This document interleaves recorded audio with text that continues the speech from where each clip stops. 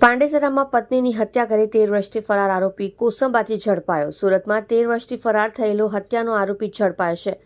પાંડેસરા વિસ્તારમાં 13 વર્ષ પહેલા પત્નીની હત્યા કરી હતી। આરોપી બબલુ રામબાબુ કેવટને કોસંબા ખાતેથી ઝડપી લેવાયો છે। પત્નીના ચારિત્ર્ય પર શંકા રાખીને હત્યા કરી હતી। પોલીસ પકડથી બચવા આરોપી ઓળખ છુપાવતો હતો। આરોપી મજૂરી કામ કરીને પોતાનું ગુજરાન ચલાવતો હતો। ક્રાઇમ બ્રાન્ચે આરોપીને ઝડપી પાડ્યો। સુરતના પાંડેસરા વિસ્તારમાં પત્નીના ચારિત્ર્ય પર શંકા રાખી તેની હત્યા કરનારો પતિ છેલ્લા 13 વર્ષથી પોલીસ પકડથી દૂર હતો। સુરત ક્રાઇમ બ્રાન્ચે આરોપી બબલુ કેવટને કોસંબાથી ઝડપી લીધો હતો। વર્ષ 2014માં આરોપીએ પોતાની પત્નીની હત્યા કરી હતી અને ત્યારબાદ ફરાર થઈ ગયો હતો।